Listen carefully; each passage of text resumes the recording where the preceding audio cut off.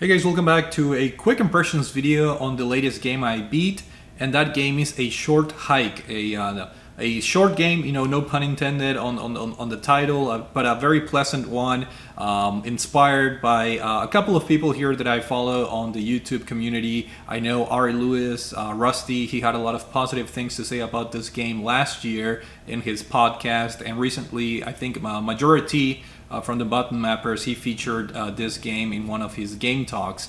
So it's one of those games that has been lingering on my very vast Steam library of games, and I finally decided to play this game. The perfect title for the situation that I'm in right now. Just a lot of work, and not the best time for me to devote a lot of hours in longer games. So this was literally the perfect title.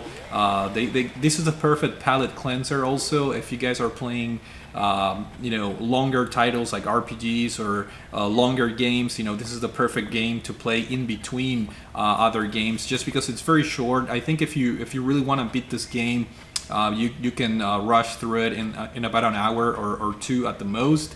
I think I clocked in so far 3 hours, but that's including trying to do all the content in the game, and I still have a couple of side missions to complete. So I think if you want to fully complete this game, it may take like 4 to 5 hours. So overall, it's a very short game, but a very pleasant experience.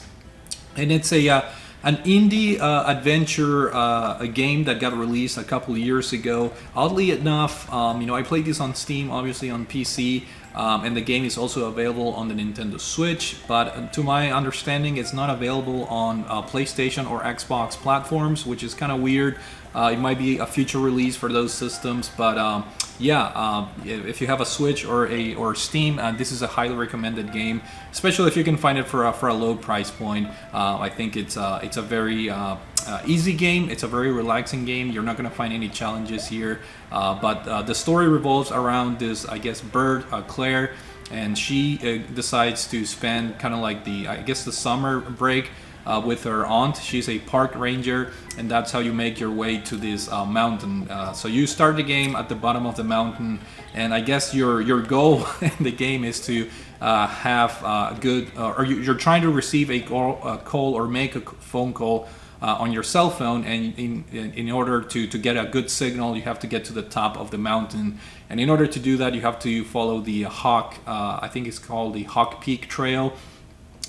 So that's where the game starts. You start kind of like at the bottom of the mountain, and you have to make your way up in the mountain. The game is in a sense open world. Like you can follow the trail and go immediately up the mountain if you want to. But the charm and the beauty of the game is kind of like exploring as you go up the mountain. Just kind of deviate from the trail path itself to either encounter activities with other hikers in the park, or just explore different things or different activities like fishing, or exploring buildings. There's like a lighthouse in the game. There's a couple of abandoned buildings and other tourist attractions like viewing areas and whatnot. So the game, even though it's pretty short, I think the proper way to play this game is to kind of like explore all the areas around you, and that's what makes it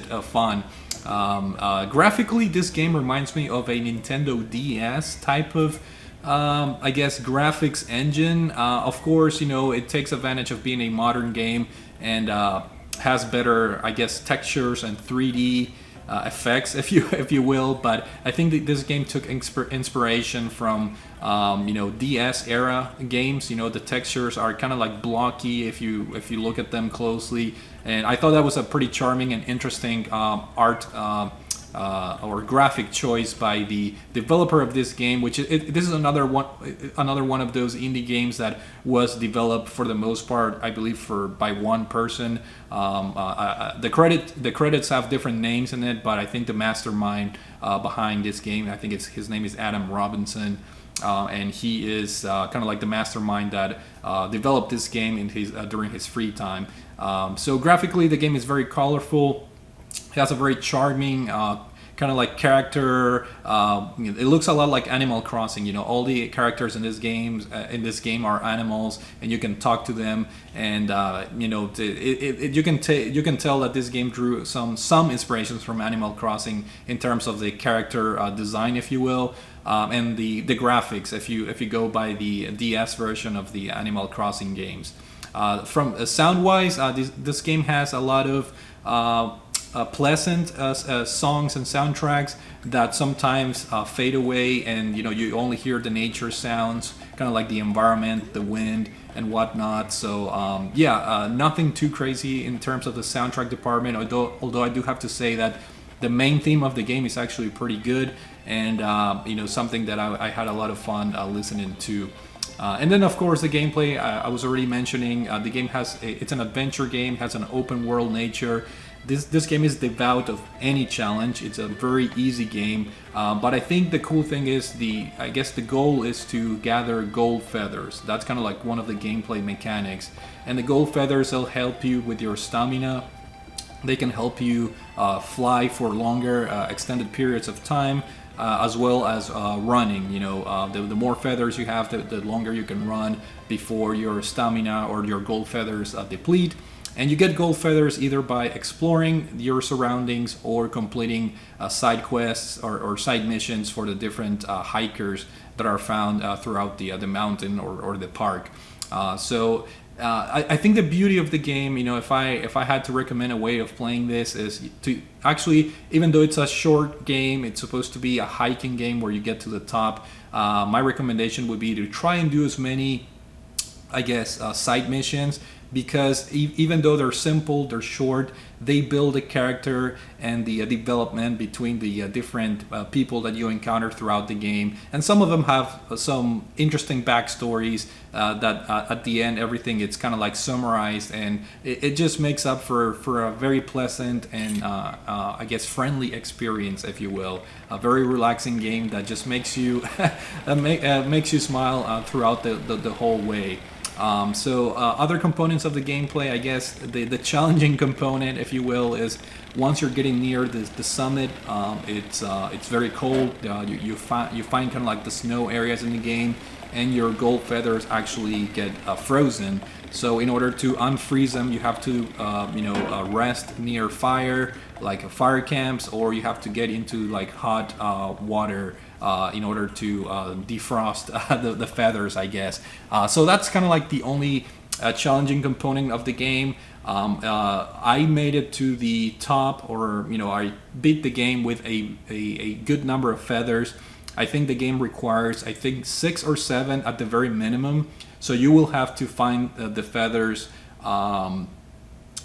throughout the gold feathers throughout the game, at least 6 or 7 in order to make it to the top, because you do have to climb and hike and fly and run at the same time, and that uses your stamina. So the gold feathers are kind of like a critical component. But I found it really cool how you can find other items. You can find fishing rods. You can find maps for hidden treasures. I think the developers added a boat section, if I'm not mistaken. That's kind of like an addition. So the developer is still supporting the game by adding kind of like new gameplay elements, if I'm not mistaken. You can find like sticks. You can play a bunch of mini games, like stickball. I think it's one of them. Some side missions have you race around the mountain, and a lot of cool activities that kind of prolong the short experience, and it's very pleasant. And I found myself going back to this game as soon as I beat the game. I wanted to complete a couple of things that I knew were pending in my quest, and the cool thing is you can pick up the game right after you beat it. And it keeps your progress and everything, so it makes for a very pleasant experience. So I think the combination of the charming graphics and character design, the pleasant soundtrack, the lack of challenge, It's not a bad thing for this game. I think when you combine all those things, it just makes a short hike a very pleasant experience on the short side. But again, the perfect game, the perfect palate cleanser, as some of us say that word a lot. I think this is the perfect game to complement challenging games or longer games that you guys might be playing. So, with that being said, highly recommended. A Short Hike is a very fun indie adventure game, worth your time and money, in my opinion. So with that being said, thank you guys for watching, and I will see you all later. Take it easy.